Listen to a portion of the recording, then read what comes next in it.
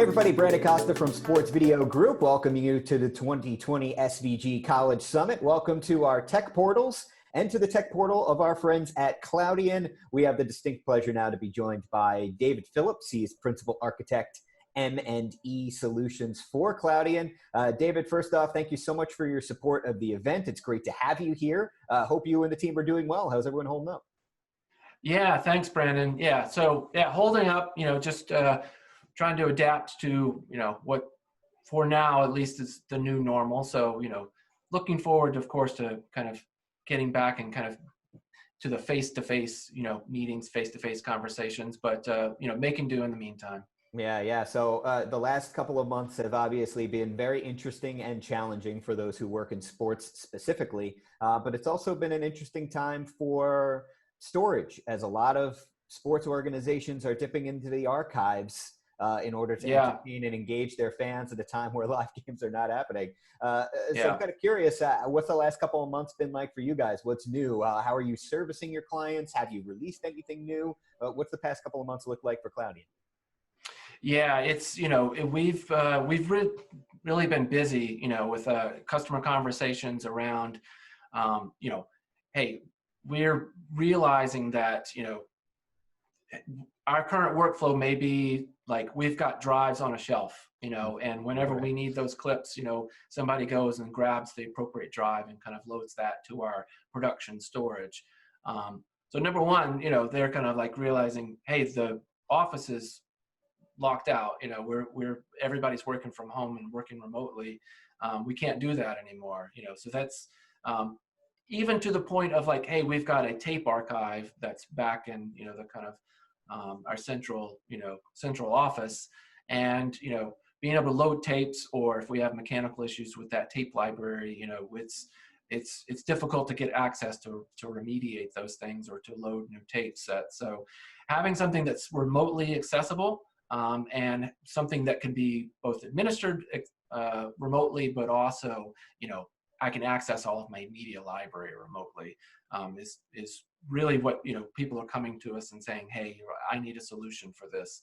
And so API-based storage, S3, storage that's inherently designed for being accessible over the wide area network. It's HTTPS, storage domain. It's inherently designed for that kind of access over the internet, and is really kind of the perfect solution. There's a lot of large organizations that have huge investments into enterprise SAN and NAS storage solutions, and there's always going to be a place and a need for that highest performance tier, that real-time ingest, real-time playback, the kind of fastest, lowest latency storage. What we're seeing is people kind of shifting. It's like,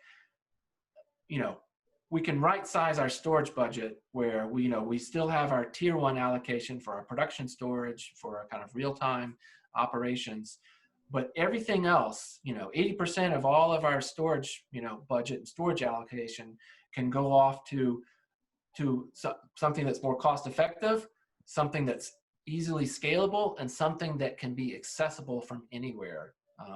We've had a lot of conversations with customers who are talking about, hey, everybody's working from home remotely right now, and we're all trying to access our NAS, like back in the data center, over VPN. Well, the VPN was deployed and designed for a handful of people to access, not the entire staff, not the entire organization hitting it all at once. And so it's like the VPN gets bogged down, people are kind of dropping their, network mounts and things like that. It's just not designed for that kind of scale of concurrent, wide area network usage. So, the being able to kind of consolidate all of, the media asset, be it legacy archives or the kind of current working files, working data sets, into a single namespace that's scalable and accessible anywhere is, really around a lot of the solutions that we're talking with customers about. For sure. I'm sure there's a lot of crossover with the college market specifically, and some of the needs and the questions that you just talked about there. But are there, in your conversations with colleges, the college market is very, very diverse. You've got, like you said, kind of big capital investments and some really big systems at certain universities and some schools. Like you said earlier, it's some external hard drive sitting on a shelf, and everything in between. When a school comes to you with questions, what are some of the things that maybe are unique to the college market, or things that you try to do that maybe are different for collegiate sports? Yeah, I think what a lot of the conversations that we're having, they're at some kind of point where they're kind of really making a decision on, they either have a large legacy tape archive, and they're trying to figure out what their cloud strategy is. There's a drive to, have this kind of scalable, we don't have to keep building out, our data centers, we can have this kind of scalable, consumable model, for our media processing, media workflows. And, so there's so many advantages to the kind of essentially hosted services, managed services by public cloud vendors. Especially when you have like a seasonal, like you have a sports season where, hey, we're going to ramp up production, for like preseason and, kind of opening game day.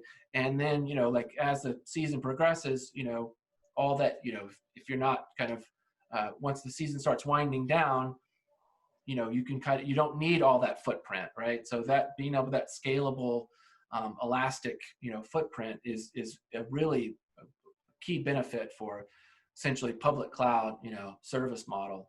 What we're finding though is that, you have these, again, these are universities and sports organizations that have been around for 50, sometimes 100 years, and they have this huge, legacy, media library, this archive of all the photos, all the documents. And, once you get into the film era and then the videotape era, they have, not to mention, things like practice footage, and, kind of competitive, team, kind of scouting reports and all, there's this huge mass of media that they want to keep and have accessible. Lifting and shifting, when you're talking about petabytes of data, lifting and shifting all of that up to the public cloud, number one is, it's difficult just to even allocate the bandwidth for that migration.